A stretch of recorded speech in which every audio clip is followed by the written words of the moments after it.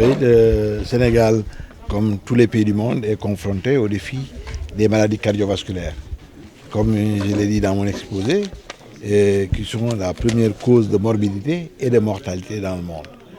Il y a des problèmes cardiaques comme les cardiopathies rhumatismales qui ont disparu dans les pays développés d'Europe et d'Amérique du Nord.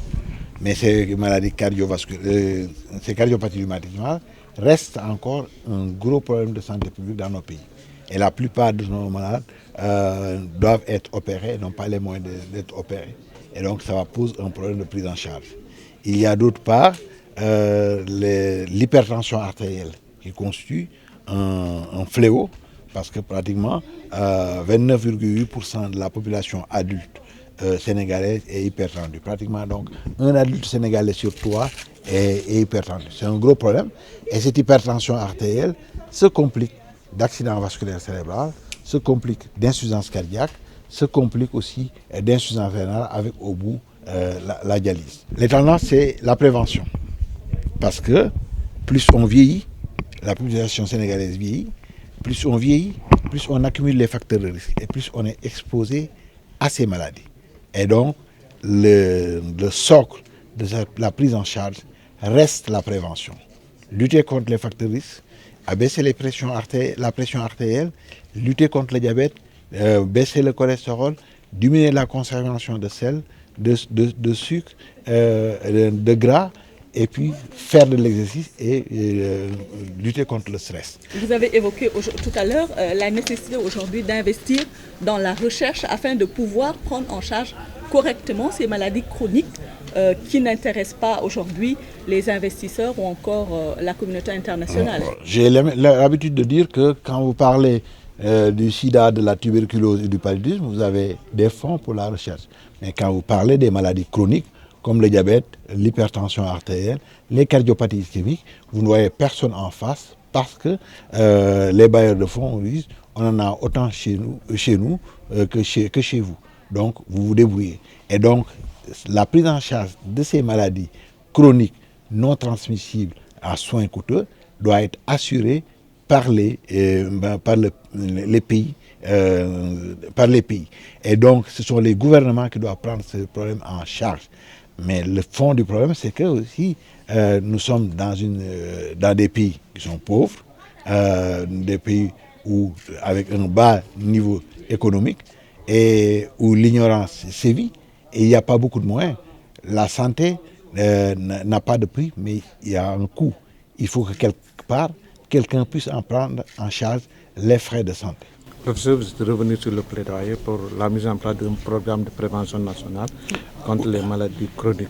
Oui, je disais tout à l'heure qu'il y a eu des réunions, plusieurs réunions, pour l'élaboration d'un programme national de lutte contre les maladies chroniques non transmissibles. Parce qu'il n'y a que la prévention qui pourra nous en sortir. Mais jusqu'à présent, il n'y a pas de financement pour ce programme pour que ça puisse être mis en œuvre correctement dans l'ensemble du pays. Un cardiaque reste un cardiaque. Une fois que vous avez une maladie cardiovasculaire, pratiquement vous êtes obligé de vous traiter à vie. Le problème de la coronarographie au Sénégal, comme j'ai eu à le dire, était un problème de dignité nationale.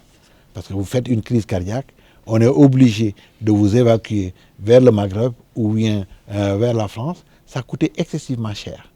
Alors que les compétences existaient sur le plan local. On avait calculé que pour évacuer un malade vers la France, pour une coronarographie diagnostique et une angioplastie, au minimum, ça fait 5 millions. 100 malades, ça fait 500 millions. 200 malades, ça fait 1 milliard. Notre centre, qui est très sophistiqué, a coûté 1 milliard. Mais depuis sa création, 1500 malades sont passés par là. Et donc, ça fait, si on avait évacué ces malades, ça ferait pratiquement 7 milliards. Et encore que, on ne peut pas évacuer tous les malades. Parce qu'il y a des malades qui ne sont pas transportables dans les avions.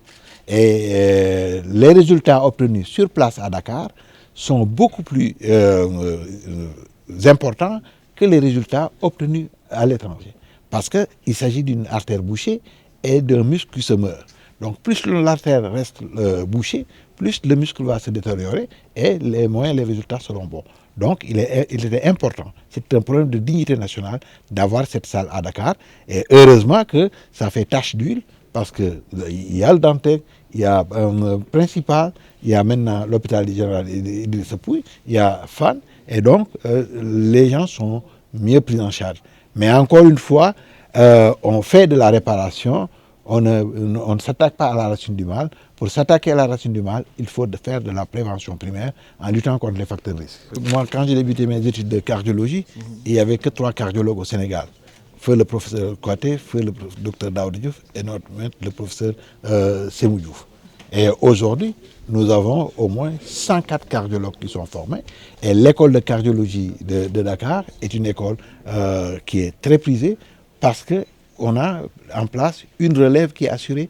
Il y a 4 professeurs agrégés, 4 professeurs de cardiologie, 4 maîtres de conférence agrégés, il y a 6 maîtres assistants. Le nombre de chirurgies à cœur ouvert, c'est-à-dire des chirurgies nécessitant l'arrêt du cœur avec l'utilisation d'un appareil qu'on appelle circulation extracorporelle, ne fait qu'augmenter.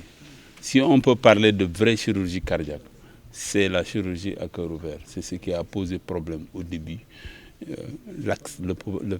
La possibilité d'arrêter le cœur, de réparer les lésions et ensuite de le faire redémarrer a été un frein principal au développement de la chirurgie cardiaque. Quand il a été résolu dans les années 60 dans le monde, l'activité de chirurgie cardiaque a explosé. Nous avons été en Afrique très en retard par rapport à cela, mais actuellement nous avons beaucoup rattrapé le cap. Le programme de chirurgie cardiaque qui se développe à Fann est le plus important dans l'Afrique subsaharienne. Nous opérons même plus de malades qu'au Nigeria. Parce que simplement, nous avons des équipes qui ont été très bien formées. Nous avons une infrastructure qui a été mise à niveau et qui est régulièrement entretenue. Je ne l'ai pas dit tout à l'heure, mais nous avons des techniciens et des ingénieurs qui sont sur place et qui, chaque matin, vérifient l'état des équipements et qui sont capables de faire les réparations de premier niveau sur toutes les pannes et qui ont des relations avec des équipes hospitalières en France qui peuvent les aider en cas de besoin. Mais la maintenance est quelque chose quand même sur lequel qui est très important. Le dit son nom, l'Institut, c'est l'Institut de recherche en santé. Donc nous faisons de la recherche en santé, mais dans tous les domaines de la santé. Les gens souvent nous collent la spécialité de la microbiologie, des maladies infectieuses. Mais c'est tout nous intéresse dans les maladies chroniques. Donc c'est ça qu'on voudrait avoir comme mission. Mais institut également d'appui aux politiques de santé. Donc c'est institut de formation. Et ça, c'est un volet de la formation, d'information et de formation.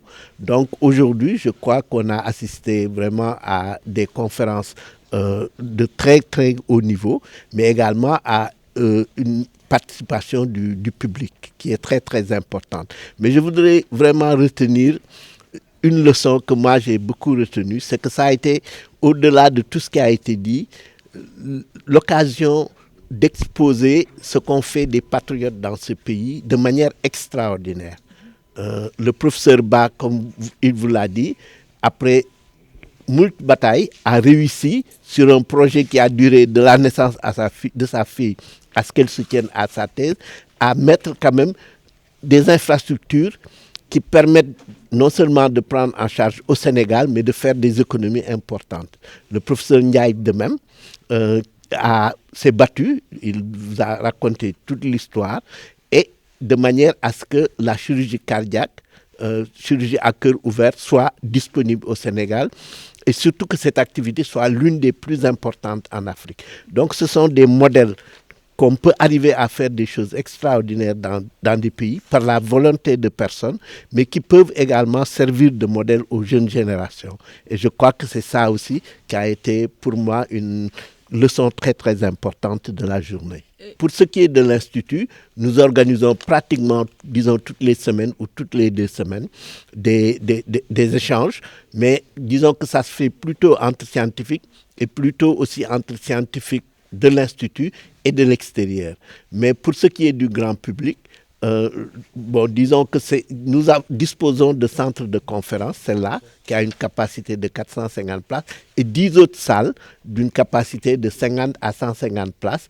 Donc, nous voulons également insister sur l'information et sur la formation. Et vraiment, nous voulons féliciter et remercier l'Académie qui a eu justement cette option de décentraliser. Et je crois que ça a été une leçon pour tout le monde. La nécessité de décentraliser pour mieux faire l'Académie, connaître l'Académie, mais également pour que les gens connaissent mieux ce que fait l'Académie. Et je crois que ça a été une très belle leçon aujourd'hui. Merci.